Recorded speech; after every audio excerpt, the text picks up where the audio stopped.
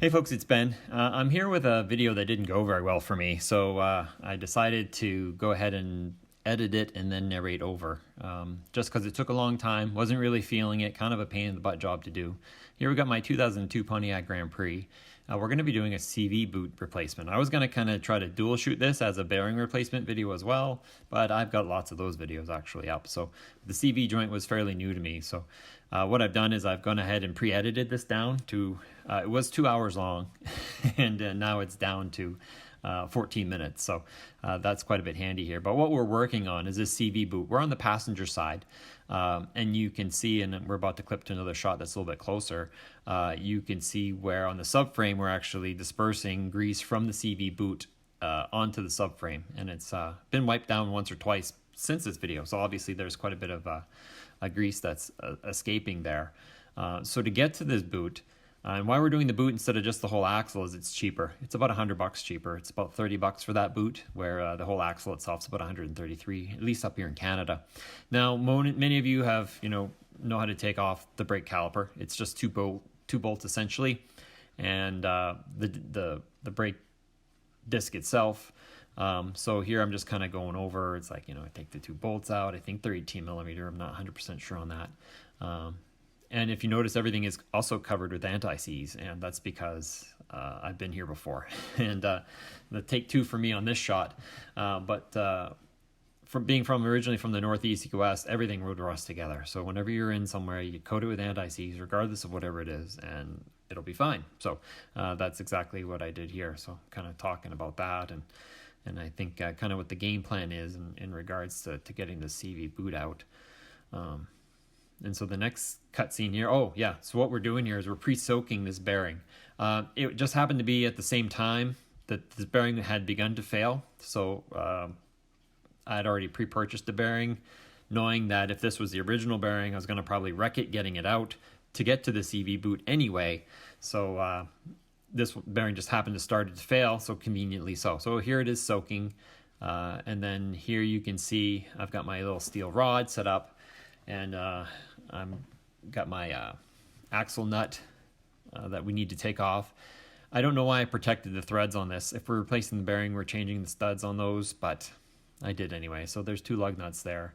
The steel rod pushes into the ground. And what we're doing here is we're just relieving stress. We don't want to put all that stress on the parking awl of the transmission. So by putting the rod there, we can go ahead and put some serious torque on that nut. It was on there tight. Even being soaked in an anti-seize, it was not really wanting to come off there. So you can see me, everything moves, right? And you just push on it, and man, I think I had to use a breaker bar, helper bar, or a hammer. And I think that just pops the bar off. But anyway, you have to really put some torque on it to get it off. And here you can see I've got the wheel turned. At this point, I'm removing the bearing. And I think those are 13 millimeter bolts on it, actually. And I'm kind of using my pseudo impact wrench. It's weird access, and part of it is you've got to like turn the steering knuckle. One will work fine with it straight, but then you got to turn right to get better access on it, and left on the other one. So it requires some movement. So we're supported by jack stands on the front subframe there, and the suspension is just free and easy to get to. So I tried different methods to try to get these bolts out because man, they were on there tight. I thought that this was an original bearing to the car. So we're 200,000 kilometers almost on that bearing. So that's good for the bearing, but tough on me. And this one shows, here's my little hydraulic jack. The issue being is that that top bolt there on the bearing, with a CV joint there, it's hard to get straight access to. So by jacking it up, you straighten everything out, and that lets you get an extension in there, lets you get onto that bolt, and lets you... Here I've got a helper bar on my ratchet to get those broken free.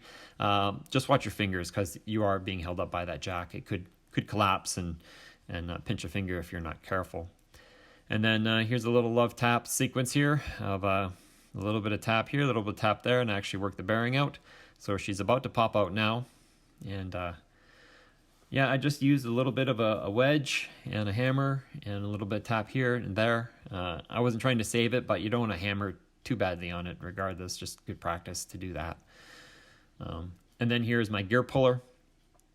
I'm breaking the CV joint, or making sure the CV axle is free from the bearing. I know originally when I had tried to, I think I kind of looked at this in the fall and be like, I'm going to wreck this bearing. I better get a new one. Meanwhile, I think I couldn't get that CV shaft to move an inch, so I was kind of proceeding with caution on this one, and it worked out fine. Now, when you're doing a CV joint, or a CV boot, to get the CV, that constant velocity axle out of there, you have to undo something. So it's either the lower ball joint or the upper strut. And in my case, I picked the strut. The ball joint's just one nut, essentially, but then you got to use a pickle fork sometimes, and then you're going to wreck the boot, and it's kind of a pain. Where the strut, it's 2 bolts and a hammer, a little bit of hammering, and you're in, right? So that's the route I decided to go with. So here you can see I'm getting my sizes lined up, and once again, these guys are in there. So you really got to wrench on them pretty hard to get them to break free. And the weird part is I'll be doing the front struts on this car at some point in the future anyway. I should have just done it at this point, but at the time with that bearing failing, and I drive this car to work, yeah, we just got to get this thing going. So I think I put a little helper on that ratchet, and we go ahead and get those nuts off, the bolts there for the strut. And yeah, you got to hammer them out. That's how it works. And if you mushroom the ends, just take them to your bench grinder, and you just grind them down a little bit on the ends. That's fine. And in this case, I think I take a little pin, and because there is no force on that, like there's not a lot of tension there. The strut is as down as it goes, and the suspension isn't pulling down on it very hard either. But yeah, just use a pin to kind of knock the rest of that bolt out. And it doesn't really move, but it does need a lot. It's kind of got pressed fittings on there. So when she's in there, and it won't move. And you can see it did move a little bit, but obviously not that much. So we take that out. And you can see that, wiggling it around a little bit, and then you just take a big bar and you just prop the knuckle right out of there. And so the strut will just hang out because it's cool. And that gives you all the freedom you need. Between the tie rod end and the ball joint, that'll hold that side up. But now you can wiggle it around enough and actually get the end of the CV joint out, so that it's free. And now we've got access to exactly what we need here. So here it actually takes a little bit of pulling. You can push it in and turn that over, and you still got to yank on it a little bit more than you want. No, not like damaging land, but it's pushed all the way in, and boom, out she comes. So now that our whole axle assembly is free. You still got to get it apart though. So I take a screwdriver and just wreck that clamp. There's no point in keeping it. You're getting a new one, and it's just going to be in your way. So get in there, break it, and that's exactly what I'm doing here. Don't point in trying to cut it or anything like that. Just get in there, break it out, and then so it'll let go. And yeah, here I am yanking on it. And like, come on, would you get out of there already? So I use my hand, pull on the whole assembly here. And boom, there she comes in 2 pieces, which is the problem. And I didn't realize this when I pulled it out. I'm like, I didn't know that, the little tripod cup there had that thing on it. But I guess it does, because it didn't come out with the boot. And I cut to a better picture of it here. You can see there is more rubber essentially on there, and that's not supposed to be there. I mean, it's part of the boot, and it didn't come off. That's where we were leaking our grease actually. Here's what it's supposed to look like. That's just your tripod cup there that the CV little bearings ride in, and that's it, clear. So you want to empty of that all grease, make sure it's nice and clean as far as you can. And now we're going to cut over to the bench, and boom, here's our little bearings assembly. And in this video here, I'm kind of just showing what it looks like, and this was supposed to be one part, and where they come apart is where my grease was coming out of. So there was no actual tear or rip in the boot. It was actually just a failure of the boot. And I presume it's a stock thing, a factory one. So it did last for quite a while, but I'm surprised that it actually failed without getting a rip or tear or something along the lines in it. Now, from this point, you've got to get that little bearing assembly out. So that's what this video is. There's 2 clips. And if you don't have the right tool, they're a pain in the butt to get out. So you undo one, you pull the bearing assembly out, and then you undo the other one, which is here I'm dinking around with. Once you get that one out, then you can pull that boot off and clean everything up and put the new boot on. But until you get that other one off, it's just a pain in the butt. So here we go, we got it off, here I am struggling to get the new ring on. Or it's not a new ring, but the old ring, the first one in there. I needed some help holding things. Get that in there, get the bearing assembling in there, and then put the other clip on, and you're really getting to where you need to be. What I found, and like on the boot there, that lower connection there, I use a PEX clamp. If you've ever done PEX piping, you've got to use a little steel band, and you've got a special tool that clamps those down, and that's exactly what I used there.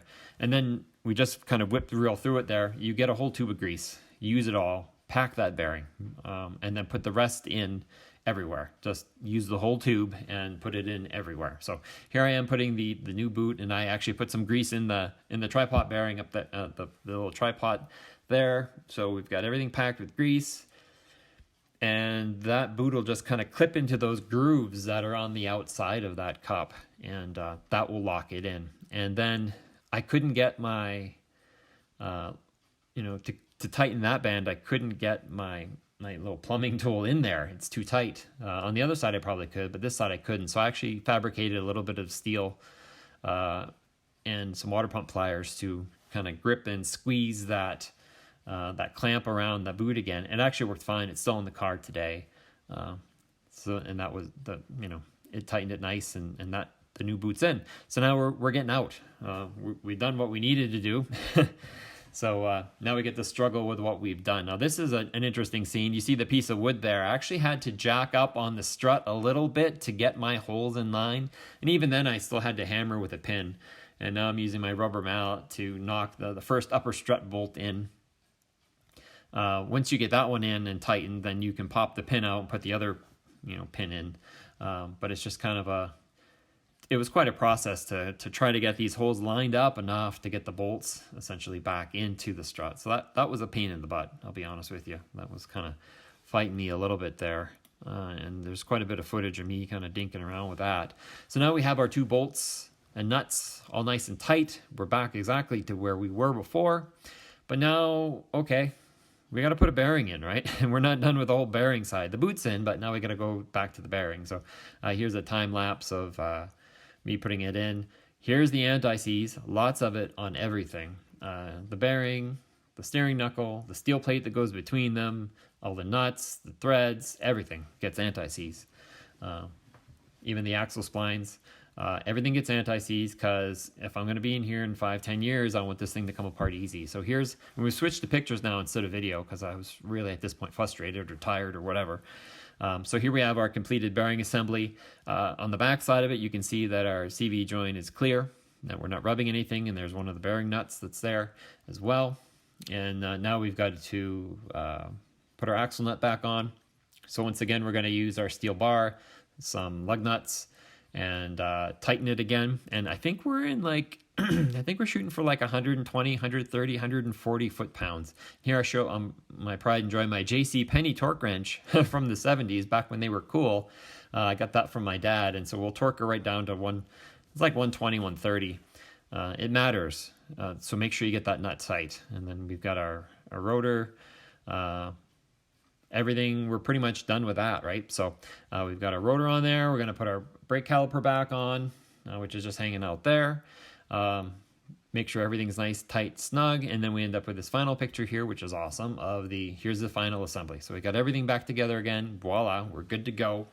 Everything's nice, torqued and tight, and we were able to successfully replace the inner CV boot on this 2002 Pontiac Grand Prix. I'm going to go ahead and leave you with the outro. You guys, if you have any questions, leave them, but have a good day. Hey guys, thanks for watching. Leave any questions or comments down below. And be sure to subscribe to my channel for awesome updates on what I'm doing. Please check out the next video I've got lined up for you. And also check out my Patreon page if you want to support what we're doing here. And finally, check out my other less tractory page, Red Barn Homestead. You can subscribe to that too. See some awesome stuff. And we'll see you next time.